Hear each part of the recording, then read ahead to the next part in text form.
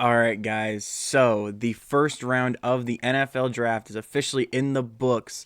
We got a lot to talk about. A lot of crazy stuff, honestly, happened, whether it was with the Browns or with other teams, obviously.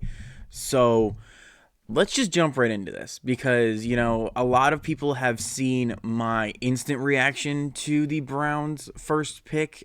The number 9 pick was number 6. They traded down to 9. We'll get to it. But what I found interesting was there was a lot of people that thought that I was crazy for being upset with the Browns taking Spencer Fano. And I think that clip, and it was my fault, obviously, but I think that clip is going to get taken a little bit out of context. I don't think Spencer Fano is a bad pick for the Browns, honestly. If you were going to bolster that offensive line, Spencer Fano was a decent pick, and I'll get to my reasons why I was upset here. But I'm just getting it off the bat here. I just think that clip kind of taken a little bit out of context, and that was partly my fault, obviously. While I do appreciate everyone interacting with me on that short, I just think that everyone didn't get the full story with that. So let me just go right into the first pick of this NFL draft here, and we'll just go down the line of my thoughts on every single pick here in the first round, and maybe I'll give even a little bit of an early preview for the Browns at least in the second and third rounds a little bit here. So first pick was Fernando Mendoza. Obviously, you can see it right here up on the screen. I have it here.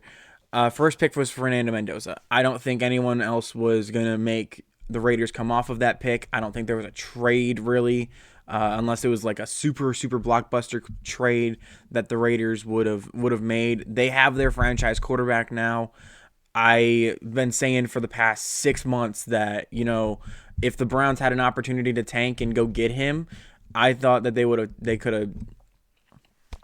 That was their moment, for the Browns was to go get their quarterback in Fernando Mendoza. He was the best player in college football last year, regardless of really position, honestly. You can make an argument for Jeremiah Love. I would just have taken Mendoza over Love. Obviously, Omar Cooper was drafted in the first round. I think without Fernando Mendoza on that team, I don't think Omar Cooper gets drafted nearly as high. I think he is a good receiver. I think Mendoza really helped Omar Cooper kind of break out of his shell almost a little bit there, and for the rest of the receivers there on Indiana too. That team was not going to be as successful as like with all the great teams, Those teams aren't going to be as successful without the quarterback that they had. Mendoza is a prime example of that.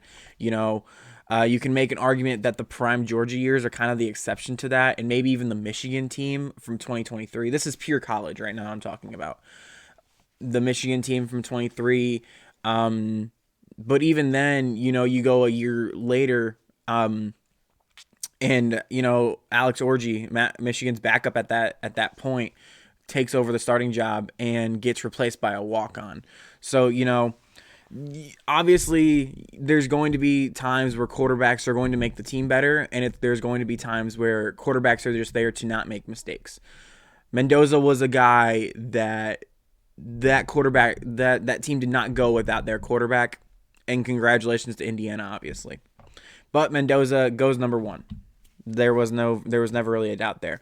And like I predicted, if you watched my NFL my first round mock draft, the Jets go David Bailey. And I think this is a huge mistake for the New York Jets.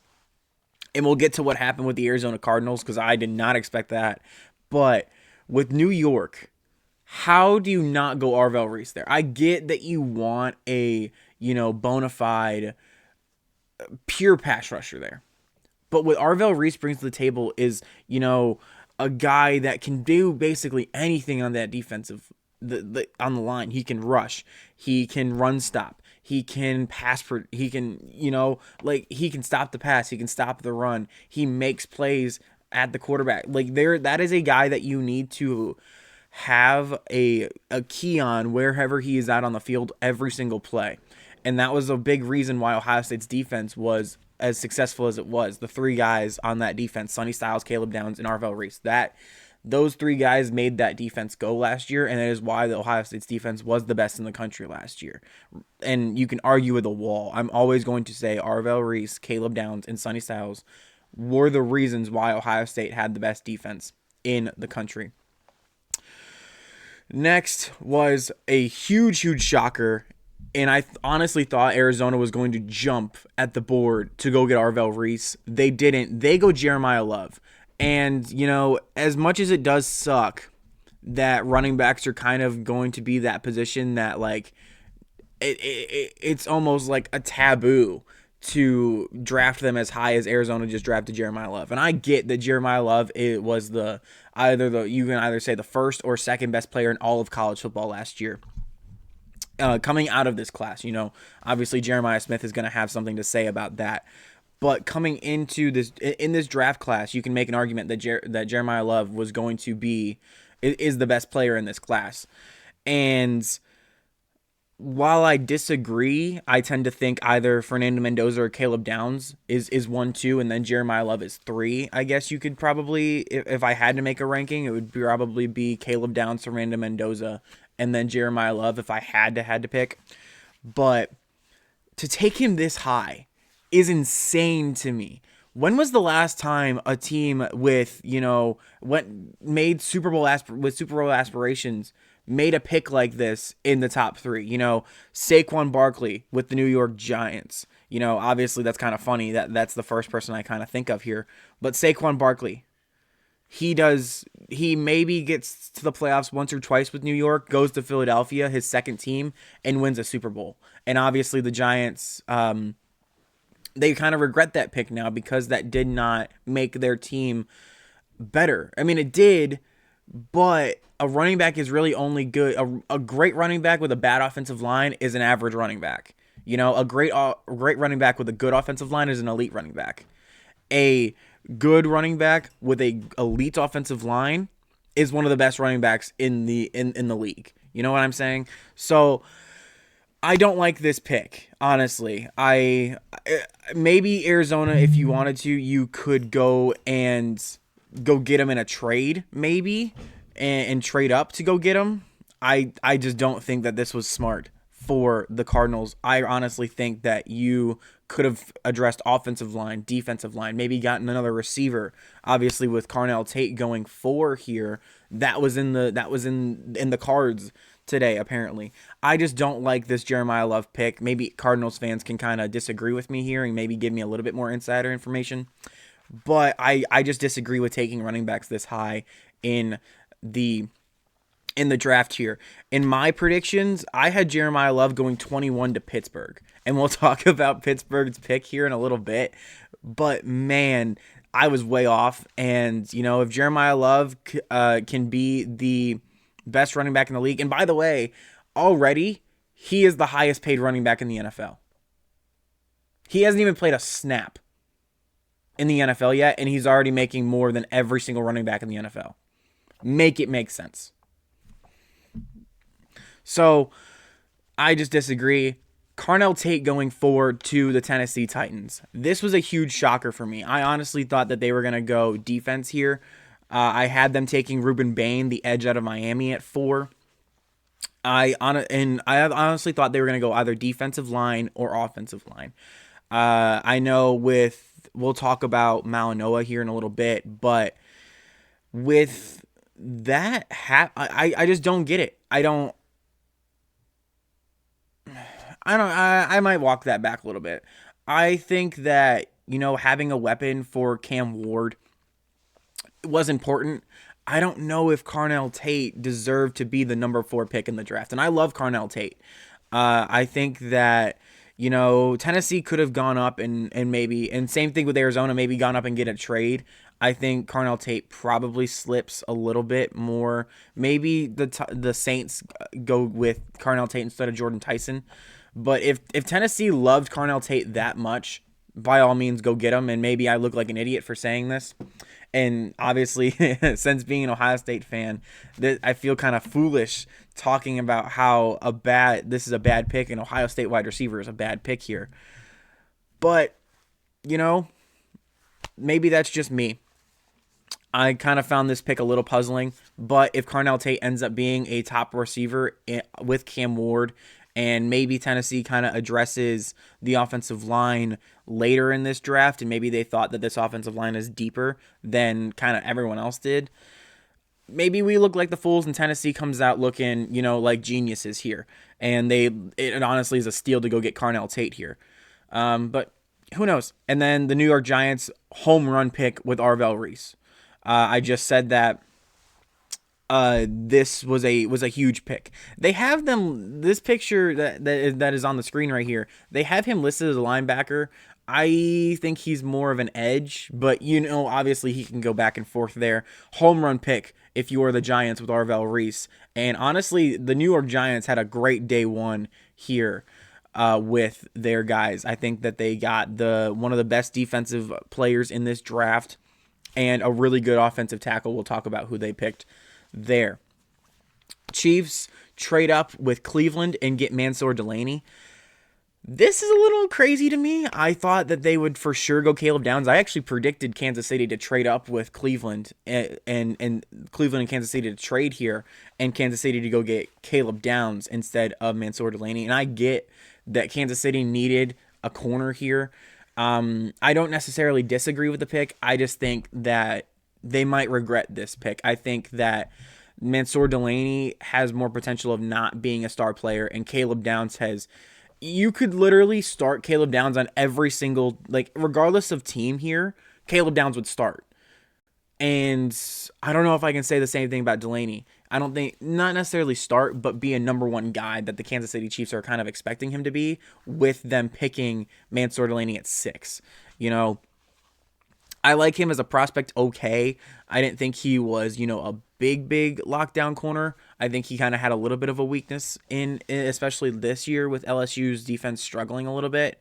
But, that might just be my opinion. Yet again, I could look like an idiot in a few years, or even next year when we're doing this, and Kansas City yet again lucks into a lockdown corner and, is back up on the rise with Patrick Mahomes. And then Washington picks Sonny Styles. I think this is a great pick for them. I had them going Carnell Tate here, and kind of having that little storybook moment with Terry McLaurin, Carnell Tate. Terry McLaurin is getting kind of older, which makes me feel so old that he's closer to retiring than he is his rookie season, which is really sad for me. But I had them going Carnell Tate here, kind of complete that passing the torch moment there in Washington.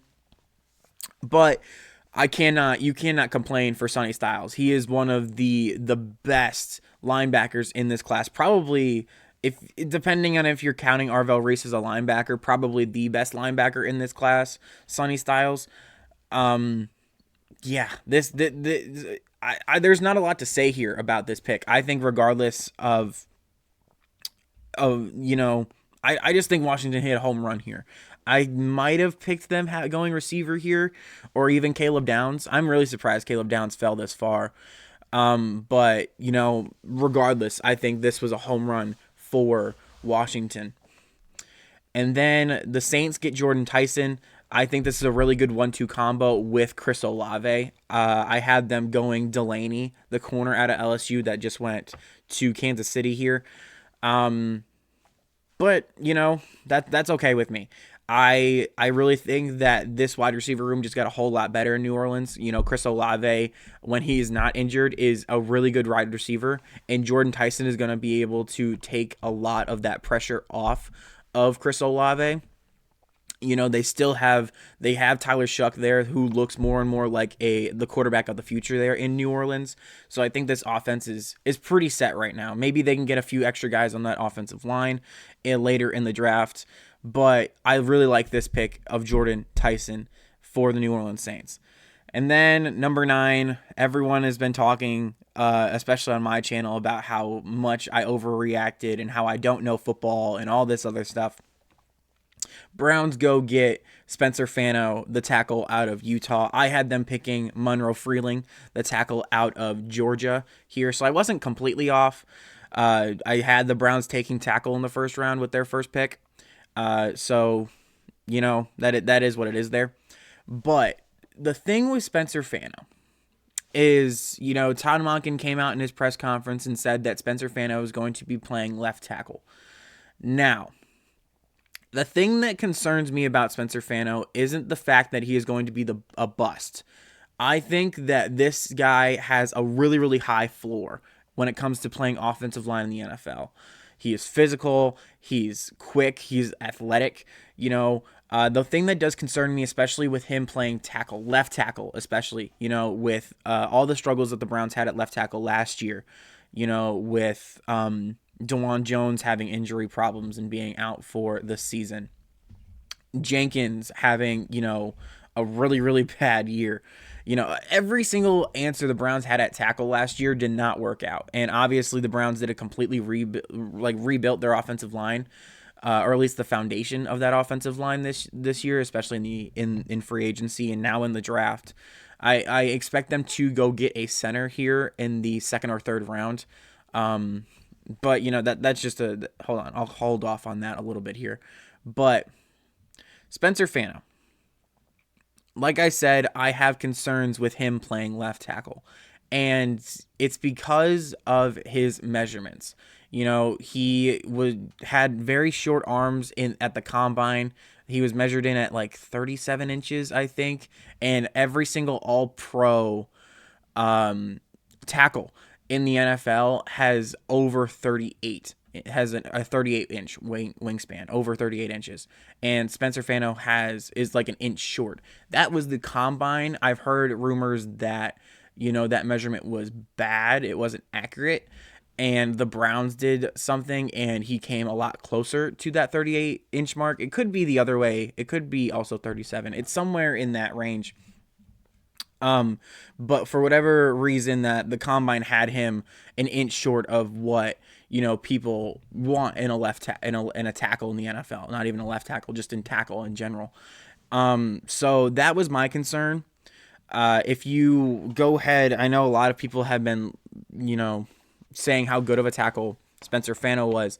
The best defensive line Utah played this season, or last season technically in college football, was Texas Tech with David Bailey.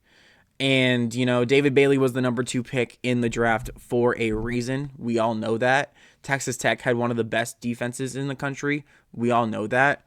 But if you go look at the tape, David Bailey versus Spencer Fano, it's rough if you are, a Spencer Fano guy. It's a rough game. And maybe Fano just had an off day and it was David Bailey. So, and, obviously a really good player in college. We'll see what he does in New York. But I just had my concerns. I thought that this was going to be, it wasn't going to be great if the Browns expected him to come and play left tackle. And obviously, with drafting him number 9, I don't think the Browns are expecting him to sit behind somebody for a year. I think they expect him to go and play left tackle in week 1. So that's just my thing. Now, if he does not work out in left tackle or even tackle in general, then he will be, one of those guys that can play both guard positions in the center position for years to come. I think that Spencer Fano has a really, really high floor. It's all about where his ceiling is. If the Browns get, and maybe, once again, if I look silly next year or in 2 years and Fano is one of the best tackles in the league, then I'll come on here and say, look, I was wrong. That was my bad. And you can all laugh at me. But right now, I just have concerns about him playing tackle. I do think that Spencer Fano will be a great to near elite offensive lineman for this team for years to come. But it just depends on where he is going to be. Is he going to be a guard? Is he going to fill in at that center spot? Because the Browns do not really have an answer at center right now. Depending on how you feel about Luke Whippler, but he has got his injury concerns. Ethan Posick, obviously, I think is gone. I don't think the Browns re-signed him this year. So, and he had his concerns even when he was playing in that lineup. So that's just my opinion here. I think Fano will be a starting lineman. It's just about where you are going to put him.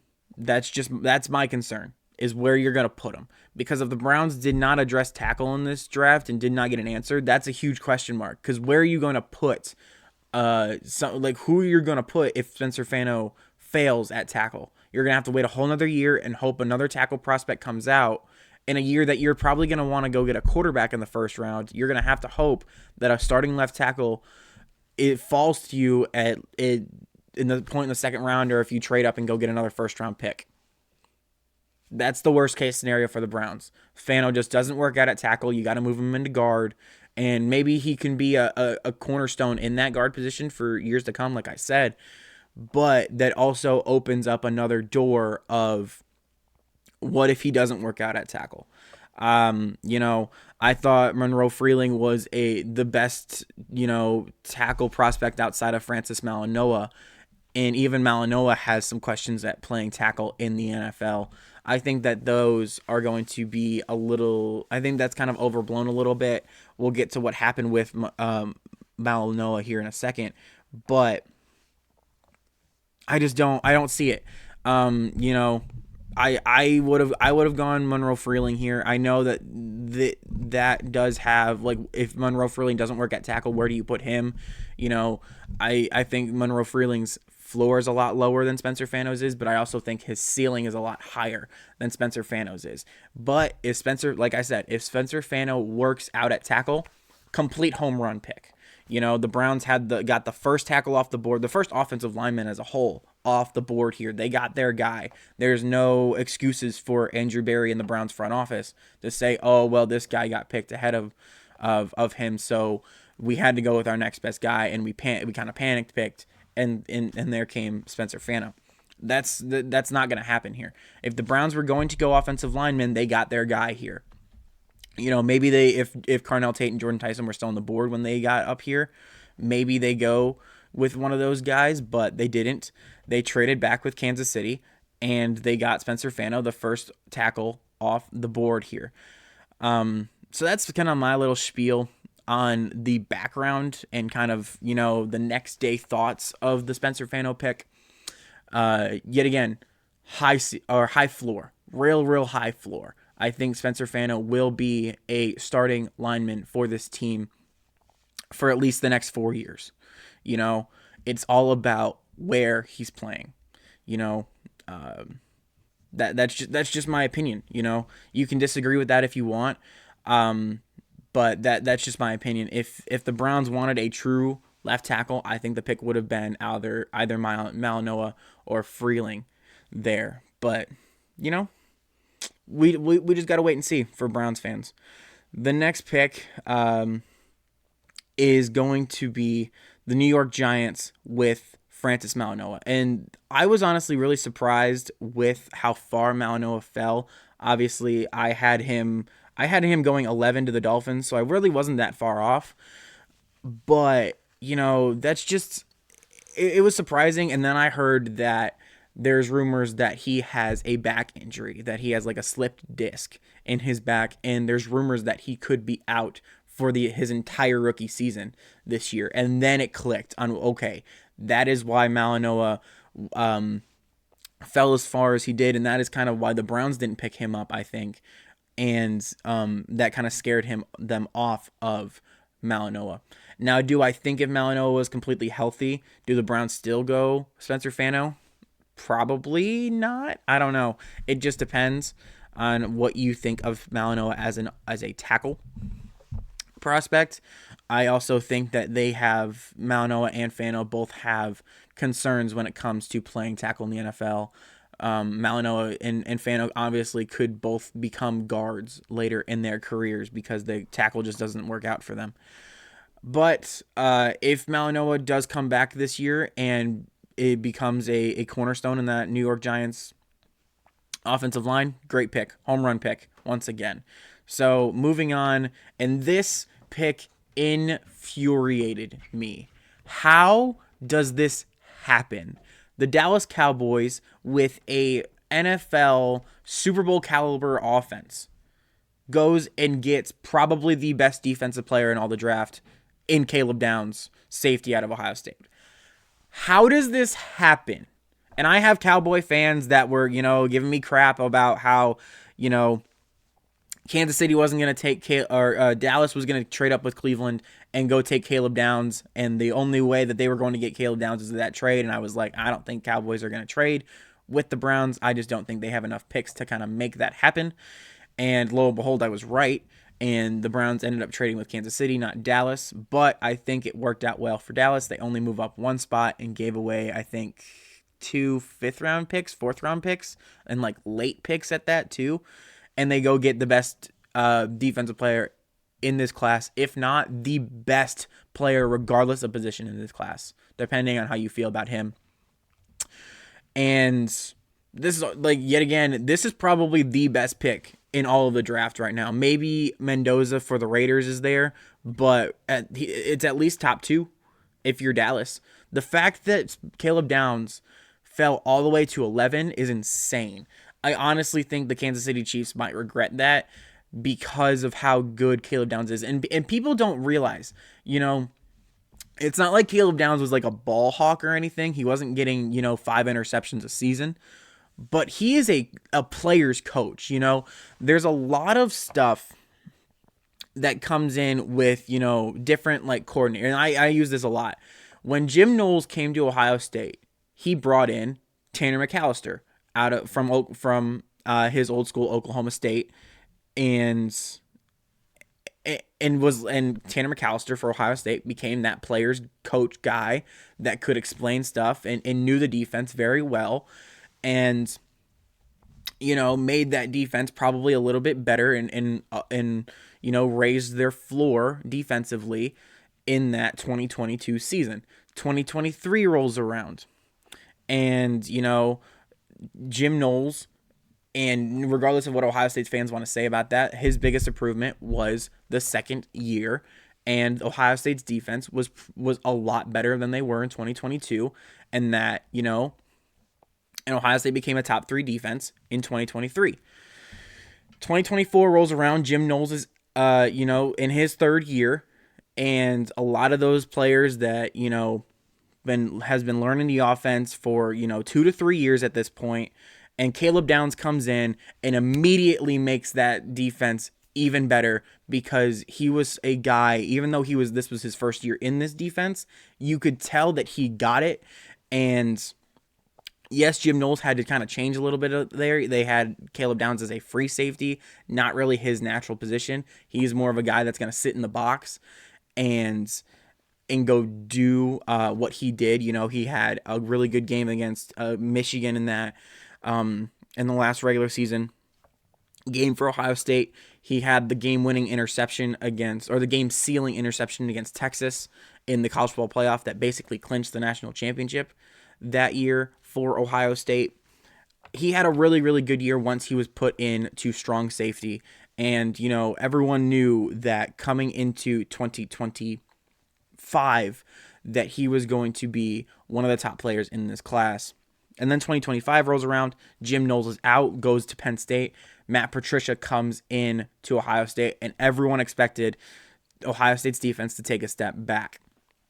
They were coming off a national championship where they lost Cody Simon, all of their defensive linemen, Jack Sawyer, JT Tuimoloau, etc. Denzel Burke, a corner. Lathan Ransom, the other safety that was with Caleb Downs. He was gone off to the NFL. And everyone expected Ohio State's defense to take a step back, and Caleb Downs was the anchor to that defense in 2024, and that is why that defense was, and he was the main reason. Obviously, I've said it before, Arvell Reese, Sonny Styles, and Caleb Downs were the anchor. Caleb Downs was the center of that anchor in that defense. Without Caleb Downs, like Mendoza in Indiana, without Caleb Downs, that defense doesn't go,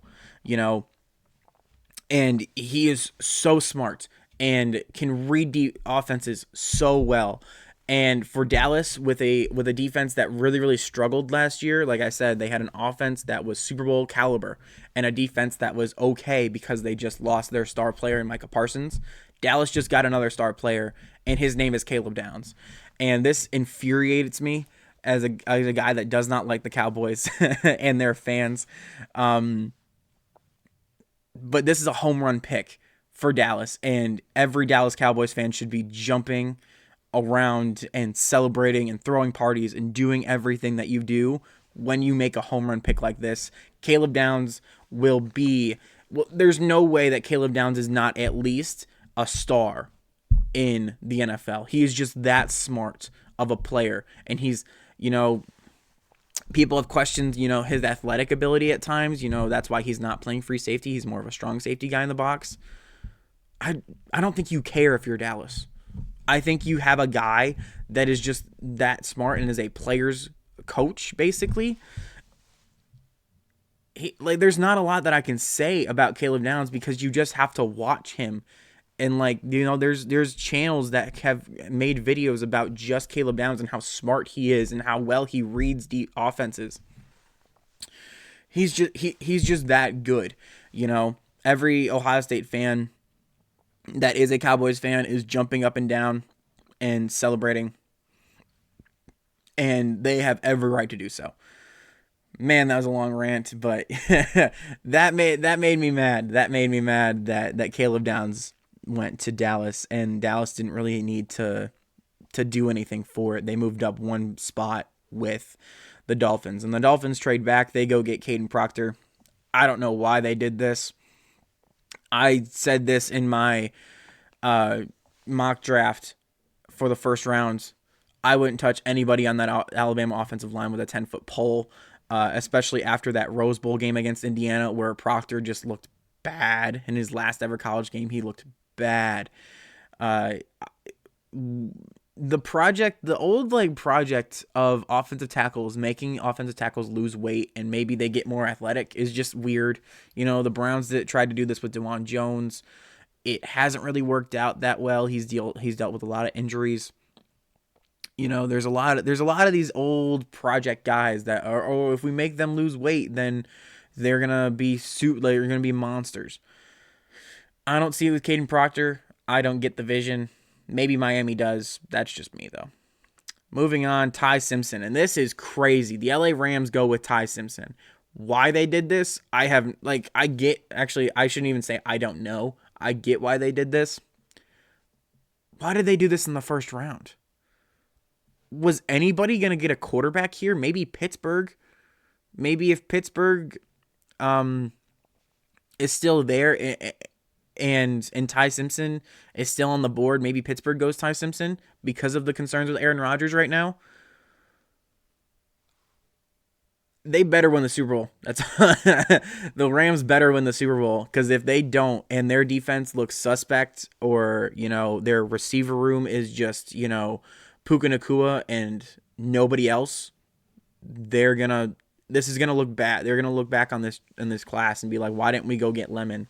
Why didn't we go get any receivers, in this class? I know Jordan Tyson's already off the board at this point, so is Carnell Tate.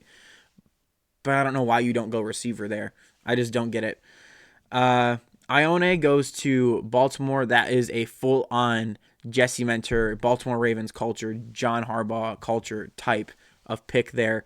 We'll see how well that goes.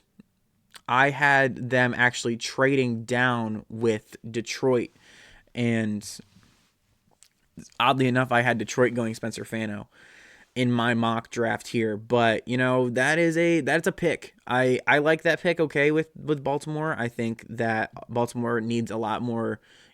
Everybody in that offensive line room helps, especially with you gotta protect Lamar Jackson, and you have Derrick Henry in that backfield. That offensive line, everybody is gonna help there. So I like the pick there. Maybe they go the tight end out of Oregon there in what's his name? And Kenyon Sadiq. There it is. Kenyon Sadiq. Maybe you go there because you lost everybody except Mark Andrews in that tight end room. But that's just me. So yeah. Next pick, the Tampa Bay Buccaneers go Ruben Bain Jr. I love that pick. I had them going CJ Allen, the linebacker out of Georgia. He did not even go in the first round this year, which I found a little surprising. But, I think the right move was defense there. Maybe they go receiver because they lost Mike Evans. I think they probably address that later in the draft. But I like this pick, Ruben Bain Jr., falls all the way down to 15. I had him going 4 to the Tennessee Titans. He falls all the way to 15. So I think the Bucs kind of ran at the board and went and took Ruben Bain. I think they will enjoy that pick. Jets go Kenyon Sadiq. They needed another pass catcher besides Garrett Wilson. So I'm not necessarily mad at that. You know, they have other tight ends like, Jeremy Ruckert is on that team, I think, too.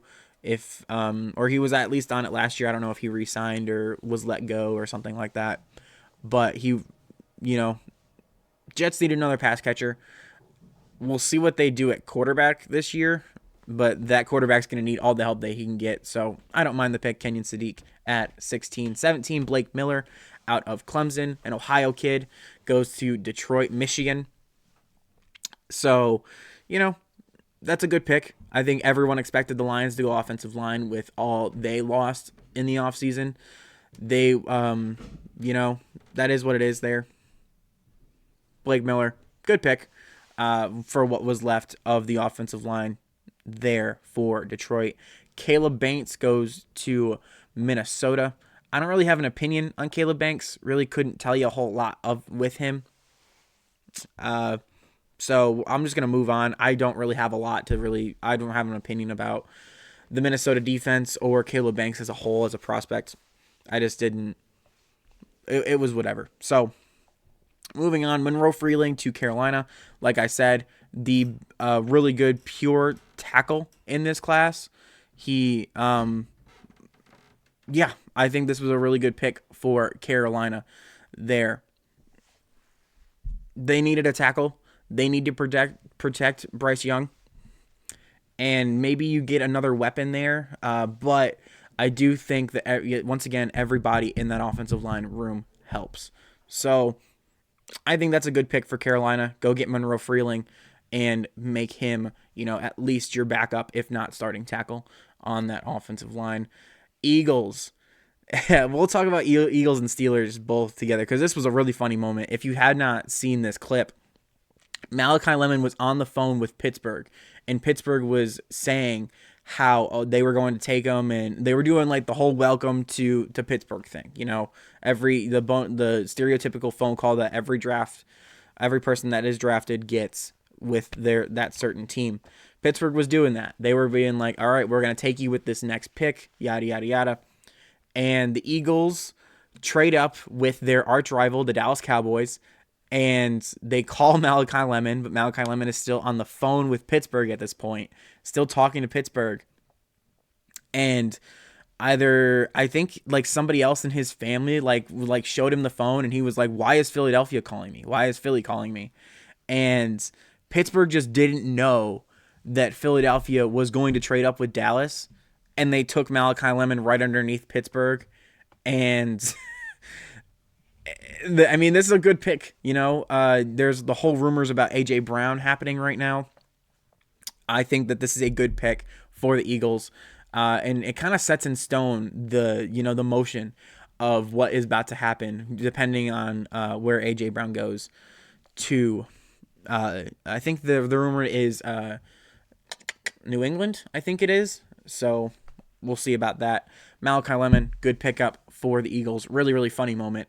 And then the Steelers pick a project tackle out of Arizona State. It's Max. I don't even know how to pronounce his last name.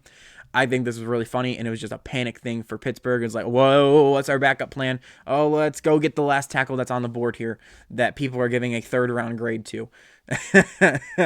So, yeah, that was weird. I had them going Jeremiah Love here. Obviously, Jeremiah Love went 3 to Arizona, but that's crazy to me. Pittsburgh in their hometown, they brought everybody out, and their fan base was going crazy and did the whole song for the pit, all of that stuff to just draft a project tackle out of Arizona State, a guy that's probably not going to start this year, and their quarterback questions are still out in the open. That was a head scratching pick for Pittsburgh.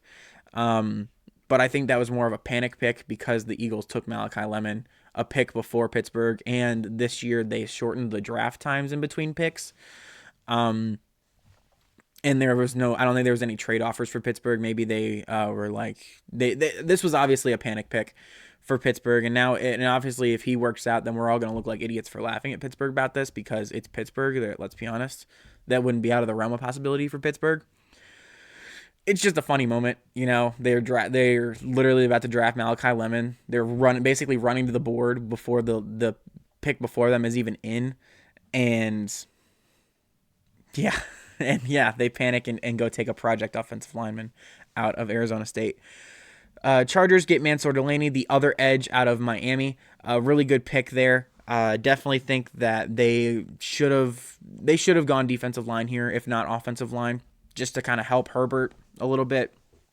I think they're good on receivers. Yeah, I think this is a good pick. Mansour Delaney, not getting as much attention as Ruben Bain Jr., obviously, but also a really good player out of Miami. And yeah, we'll see what he does in LA, but I really like this pick for the Los Angeles Chargers. Dallas, with their trade with Philadelphia, their trade down, they get Malachi Lawrence, the defensive end out of UCF. Don't know a whole lot about him. I know a lot of Cowboys fans wanted the edge out of Missouri. Obviously, he did not go in the first round this year, but I've heard Cowboys fans that they wanted him instead of Malachi Lawrence. I think regardless that they have a body that's going to be basically Micah Parsons' replacement for the Dallas Cowboys defense. But regardless, Dallas picking up both of Caleb Downs and Malachi Lawrence is huge for their defense. I don't really think their offense needs really a lot of help. Maybe get another body for depth at the offensive line. Maybe get another receiver, a tight end. But quarterback's good. Maybe even getting a running back would help Dallas here. But I like to pick up Malachi Lawrence out of UCF. And then the Browns, once again, with their last pick of the first round, they go get Casey Concepcion out of Texas A&M. And I had them going Chris Bell. So I wasn't I wasn't completely wrong with my picks. I had the Browns going Monroe Freeling, a tackle, and Chris Bell, a wide receiver. So, wrong players, right position. So I was right there. I was bang on with both of my picks. Position-wise, not so much player-wise. Casey Concepcion, and I talked about this in my mock draft here. He has drop problems. He just does. There's no way around it. Now, if he can get that under control, and maybe that was just like an outlier, look out. Because this guy with the ball in his hands is a really, really good playmaker. And that's what the Browns needed. They needed a playmaker that can hit home runs and, take a 5-yard pass all the way 80 yards to the end zone. That's what the Browns needed on this offense. And if Casey Concepcion can get the drop problems fixed, then I really like this pick. I think that his ceiling is high. It's all a matter of it's weird because Casey Concepcion's ceiling is really high here, and his floor we got to find out where his floor is. It's the complete opposite with Spencer Fano. His floor is really high. We just got to figure out where his ceiling is for that offensive line. So yet again, this is like the least important time for your opinions on these guys because you have not seen them even play a lick of NFL football yet. So, obviously my opinions can change in the next few months, but we'll see. We'll see what happens there. I'm okay with this for right now. I just don't want this to be like the next Anthony Schwartz, for any Browns fans that are watching that. I just don't want to do it. So, I'm okay with the pick for right now. We got to see. I think Andrew Berry kind of deserves the benefit of the doubt right now with his 2 picks here. As long, I'm not the biggest fan of Spencer Fano right now, but Berry proved me wrong last year. Like every year that he has had draft picks, he's gotten quality players out of each class, with his picks. And the Browns haven't had first round. This is the second year the Browns have actually had first round picks. So, I think Berry kind of deserves the benefit of the doubt here for for Cleveland. I just do. Sorry. Browns get Dylan Thieneman, home run hit for Chicago. I had them going Caden McDonald out of Ohio State. Obviously, Caden McDonald did not make the first round this year, but I do like that. The Bears need help on that defensive front, and not defensive front, but just on the defense in general. But yeah, I just think this is a good pickup. Thieneman, he's most known for his game-winning interception against Penn State that kind of sent Penn State down a spiral and basically ended James Franklin's career at Penn State, honestly, if you really think about it. So Dylan Thieneman to Chicago, like the pick. Keelan Rutledge, I honestly thought that Rutledge was going to go in the second or third round. I honestly thought that this could have been a guy that the Browns could target for one of their second and third round picks for center. But Texans go with him in the first round. They trade up and go get him at 26. This is a good pick for the Houston Texans. And, you know, it's Georgia Tech. And if anyone has not seen a Georgia Tech game, you know, Keelan Rutledge was the leader of that offensive line, a physical guy, you know, he's going to be loud, especially in the team meetings and stuff like that. He's going to be a leader. And I think that's what Houston needs on that offensive line. And this is a good pick for them. I'm not going to say home run for him because I don't know what his ceiling actually is. But everybody in that Houston offensive line room is going to help protect CJ Stroud, who obviously had a little bit of a rough end to his season last year. The PR for CJ Stroud is not looking great right now, but I think if Houston can get that offensive line a little bit more handled, I think that's going to improve CJ Stroud's confidence and then level him back up to where he was, let's say, his rookie year coming out of Ohio State. And then Chris Johnson, the corner, goes to Miami. Really interesting here. I picked them going. I actually had San Francisco staying and picking here and not trading down. Probably in hindsight should have gone with San Francisco to trade down here. I just didn't think that there was a lot for San Francisco to go after. So good move on their part. Miami goes and gets a cornerback out of San Diego State. Not a whole lot I really heard about him. Didn't really think that he was going to be a first-round pick. Colton Hood, I thought was interesting that they passed up on him, but, you know, if they think that Chris Johnson fits better on that defense, then I'll go right ahead. And then Caleb Lomu out of Utah, the other tackle across from Spencer Fano, goes to the New England Patriots. I think there's a rumor that the Patriots just picked him to make him like trade bait for the Philadelphia Eagles in the trade for A.J. Brown. I think that's what I heard. We'll see how that goes. But, you know, you just got to see. And then Peter Woods, the defensive tackle out of Clemson, goes to Kansas City. I think this is a pretty good pick. You know, we'll see. I don't know what is going on with Chris Jones. I think this is kind of a move for the future here. Once Chris Jones is obviously getting ready to retire. If he hasn't retired already, I'm not honestly sure. Probably should have looked that up before I started, but it's okay. Peter Woods out of Clemson going to Kansas City, kind of filling that defensive tackle gap that Kansas City is going to have or already does have, depending on if Chris Jones is playing another year. And then Omar Cooper goes to the New York Jets. Honestly, I probably should have saw this coming. Omar Cooper is, you know, a guy that once that, like I said, Fernando Mendoza probably made him a whole lot of money this year. Not to say that Omar Cooper is a bad wide receiver at all. He is an elite wide receiver. He went in the first round for a reason. But I do think that Mendoza kind of lifted his ceiling a little bit more. And we got to see what he does with a quarterback that is not going to be the best quarterback in the draft class in the country in college. You know, so that's a wait and see pick. I'm not going to say it's a home run pick. I'm not even going to say it's a good pick yet.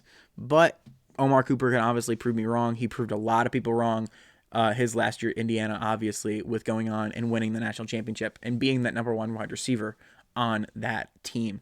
So we'll say meh for right now. That obviously could be a really good pick for the Jets. It could obviously age really poorly for the Jets. Kendrick Falk, the defensive end out of Auburn, goes to Tennessee. I like this pick. I thought that they would go Ruben Bain, the edge out of Miami, with their 4th pick. They obviously did not do that. They went with Carnell Tate. I almost said Caleb Downs. Carnell Tate, and address defensive end in later in the draft. Which honestly, if you liked Carnell Tate that much, this is a smart move. And we'll see how much of a gap there is between Kendrick Falk and Ruben Bain. And obviously Ruben Bain fell, so a lot of people did not think as highly as Ruben Bain as most people, as people outside of the draft rooms did. But a pretty good pick. I think Kendrick Falk, I haven't seen a lot of his games, with Auburn not being very good, not being very notable. I don't remember him a lot in the Alabama game in the Iron Bowl. But he was a first round pick for a reason, obviously. So we just got to see with Tennessee and Kendrick Falk there. And then the last pick for Seattle, the Super Bowl champions, goes to Price out of Notre Dame, the running back. I don't know why that took me so long to say that. But Price out of Jadarian Price out of Notre Dame. I think that if Jeremiah Love was not there, honestly, I think that he would have gotten a lot more credit than he actually got in this first round. But I think this is a good pick for Seattle, losing Kenneth Walker to Kansas City. This was a good pick. I think this was a good pick. I think Jeremiah Love obviously overshadowed him a little bit, but the fact that he went in the first round as a backup running back, Quinshon Judkins and TreVeyon Henderson couldn't even do that last year. Both of these guys for Notre Dame went into the first round. I think this is a good pick for Seattle. I think this is a good replacement for Kenneth Walker. And that was really their only bad hole for Seattle. That was one of their things where it was just okay, well, what are we going to do here? We can plug and play offensive linemen guys, and, their receiver room is still really good, obviously. But that was just one of their areas where it was okay, what are we going to do here? And they plugged that pretty well with Price. I can't wait to see what he does in Seattle. So there you go. That is the first round. My reactions to every single pick of the first round. Let me know your guys' thoughts down below in the comment section. If I'm somehow wrong in this and I still can't give you a good explanation for why I said what I said about Spencer Fano, just let me know in the comment section. Tell me how much of an idiot I am. I'll see you when I see you.